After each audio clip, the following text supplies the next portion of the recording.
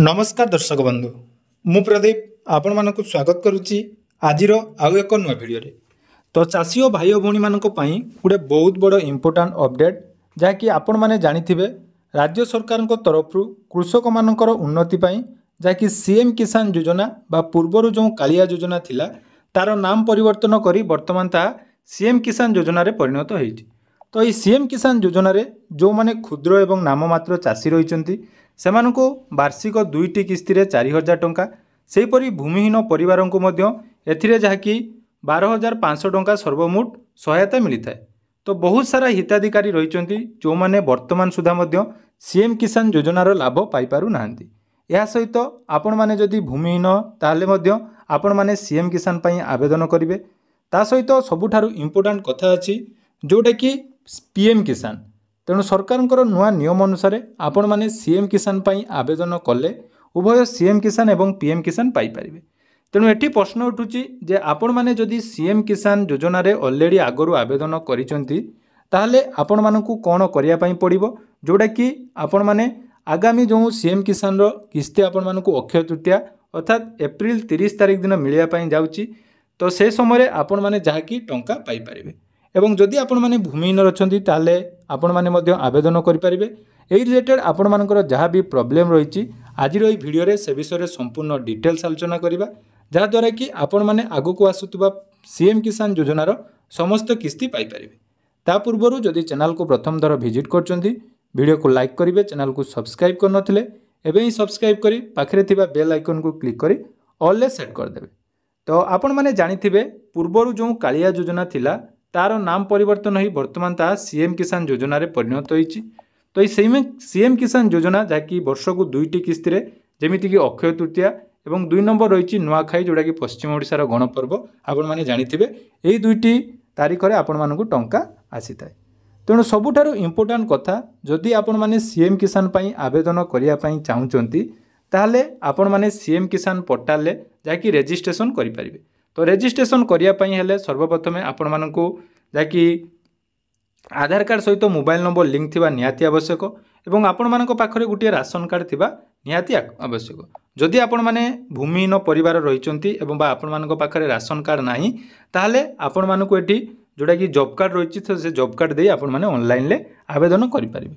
किंतु आपण माने आवेदन जदि पूर्वरु करिचंती ताहले वर्तमान आपण माने जदि स्टेटस चेक करिवे देखिबे आपण मानकर जाकि स्टेट लेवल लो पेंडिंग अछि ए विषय मध्ये मु पूर्वरु कहिछि।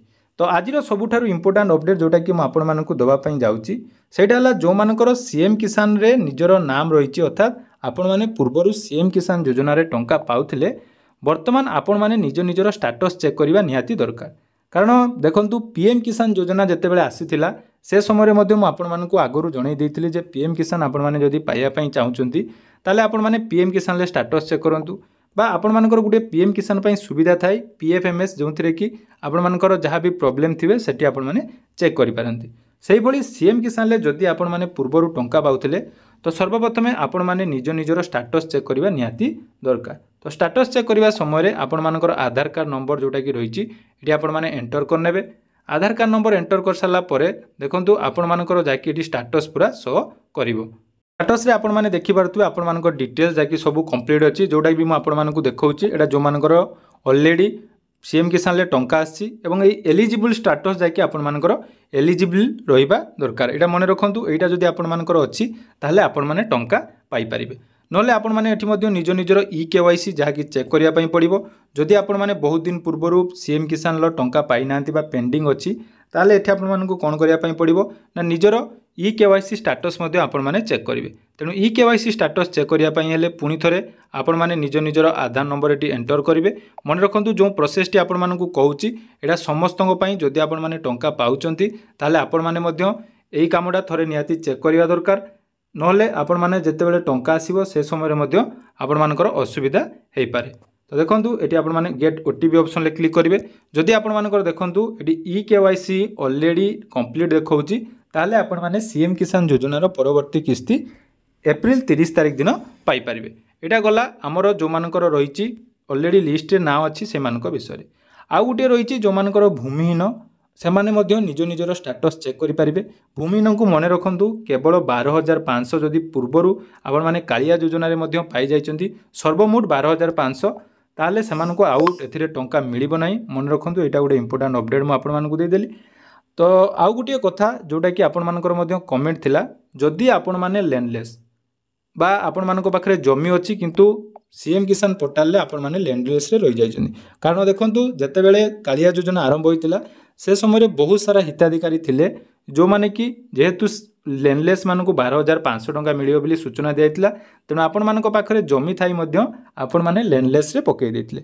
କିନ୍ତୁ ବର୍ତ୍ତମାନ ଯାହାକି ଆପଣମାନଙ୍କର ଟଙ୍କା ଆସୁନାହିଁ, ଏଇଭଳି ବହୁତ ସାରା ହିତାଧିକାରୀ ରହିଛନ୍ତି ଯେଉଁମାନଙ୍କର ଟଙ୍କା ଆସୁନାହିଁ, ସେମାନେ ଭାବୁଛନ୍ତି ଯେ ତାଙ୍କର କ'ଣ ପେଣ୍ଡିଂ ରହିଛି। ତେଣୁ ସେ କ୍ଷେତ୍ରରେ ଆପଣମାନଙ୍କୁ ଯାହାକି କ'ଣ କରିବା ପାଇଁ ପଡ଼ିବ ନା ସର୍ବପ୍ରଥମେ କୃଷକ ଓଡ଼ିଶା ପୋର୍ଟାଲରେ ଆପଣମାନେ ଗୋଟିଏ ରେଜିଷ୍ଟ୍ରେସନ୍ କରିବେ। ତ କୃଷକ ଓଡ଼ିଶା ପୋର୍ଟାଲରେ ରେଜିଷ୍ଟ୍ରେସନ୍ କରିସାରିଲା ପରେ ପୁଣି ଥରେ ଆପଣମାନଙ୍କୁ ଚାଷୀ ପଞ୍ଜୀକରଣ କରିବା ପାଇଁ ପଡ଼ିବ।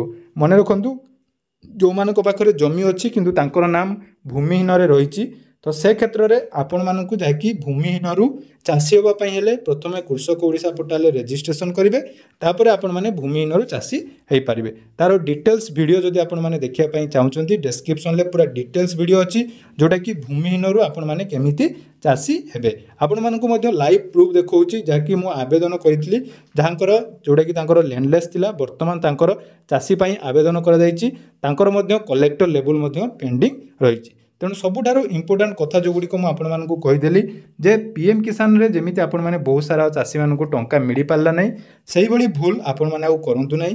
ଯଦି ସିଏମ୍ କିଷାନ ଯୋଜନାର ଟଙ୍କା ପାଇବା ପାଇଁ ଚାହୁଁଛନ୍ତି ତାହେଲେ ନିହାତି ଆପଣମାନେ ନିଜ ନିଜର ଯାହା ଯାହା ଆବଶ୍ୟକତା ରହିଛି ଯେମିତିକି ନିଜ ନିଜର ଷ୍ଟାଟସ୍ ଚେକ୍ କରିବା ସହିତ ନିଜ ନିଜର ଯଦି ଲ୍ୟାଣ୍ଡଲେସ୍ରୁ ଅଛି ଆପଣମାନେ ଭୂମିହୀନରୁ ଚାଷୀ ହେବା ପାଇଁ ଚାହୁଁଛନ୍ତି ତାହେଲେ ଚାଷୀ ମଧ୍ୟ କରିପାରିବେ, ଏବଂ ଆପଣମାନେ ଯଦି ଲ୍ୟାଣ୍ଡଲେସ୍ ଅଛନ୍ତି ତା ପାଇଁ ମଧ୍ୟ ଆପଣମାନେ ଆବେଦନ କରିପାରିବେ। କାରଣ ଦେଖନ୍ତୁ ଲ୍ୟାଣ୍ଡଲେସ୍ ମାନଙ୍କୁ ପିଏମ୍ କିଷାନ ଯୋଜନାରେ ଲାଭ ମିଳିନଥାଏ କିନ୍ତୁ ସିଏମ୍ କିଷାନରେ ଆପଣମାନଙ୍କୁ 12,500 ଟଙ୍କା ପର୍ଯ୍ୟନ୍ତ ସହାୟତା ମିଳିପାରିବ।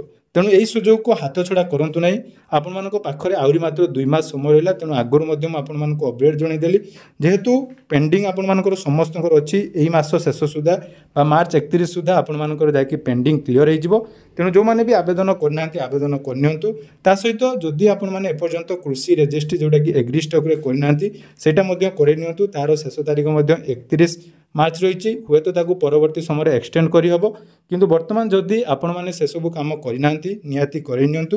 ତେଣୁ ଭିଡ଼ିଓ ମାଧ୍ୟମରେ ଆପଣମାନଙ୍କର ଯାହା ବି କମେଣ୍ଟ ଥିଲା ଯେ ସିଏମ୍ କିଷାନକୁ ନେଇ ତା ନିହାତି କ୍ଲିୟର ହୋଇଛି, ଏବଂ ଡେଟ୍ ମଧ୍ୟ ଆପଣମାନେ ମନେ ରଖନ୍ତୁ ଅକ୍ଷୟ ତୃତୀୟା ଅର୍ଥାତ୍ ଏପ୍ରିଲ 30 ତାରିଖ ଦିନ ଆପଣମାନଙ୍କୁ ଟଙ୍କା ମିଳିବ। ବହୁତ ସାରା ଭିଡ଼ିଓ ଆପଣମାନେ ଦେଖୁଥିବେ କି ଆପଣମାନଙ୍କର ସୁଭଦ୍ରା ଯୋଜନାର ଯେଉଁ ମାର୍ଚ୍ଚ 8 ତାରିଖକୁ ସିଏମ୍ କିଷାନ ମିଳିବ ବୋଲି କହୁଛି, କିନ୍ତୁ ସେସବୁ ଫେକ୍ ନ୍ୟୁଜ୍, ସେସବୁଠାରୁ ଦୂରେଇ ରୁହନ୍ତୁ।